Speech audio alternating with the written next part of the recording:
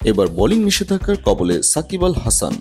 প্রশ্নবিদ্ধ বোলিং অ্যাকশনের জন্য সাকিব আল হাসানের নিষিদ্ধ করেছে England cricket and Wales cricket board. এক বিবৃতিতে এই নিষেধাজ্ঞার কথা নিশ্চিত করেছে তারা। চলতি বছর ইংলিশ কাউন্টি ক্লাব সারের হয়ে একটি ম্যাচ খেলছিলেন সাকিব আল হাসান। সেই ম্যাচে 2 ইনিংস মিলিয়ে 9 উইকেট শিকার করেছিলেন বাংলাদেশের অলরাউন্ডার।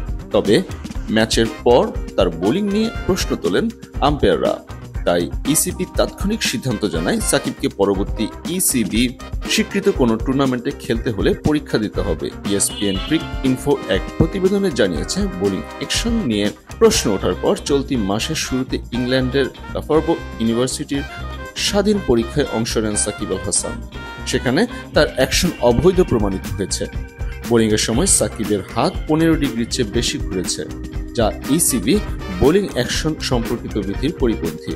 সাকিবের বোলিং নিষিদ্ধ করার ঘোষণা নিয়ে বিবৃতিতে ইসিবি বলেছে, বোলিং অ্যাকশনের পূর্ণ মূল্যায়নের আগ পর্যন্ত ইসিবির কোনো প্রতিযোগিতায় বোলিংয়ের ক্ষেত্রে সাকিব অযোগ্য হিসেবে বিবেচিত হবেন।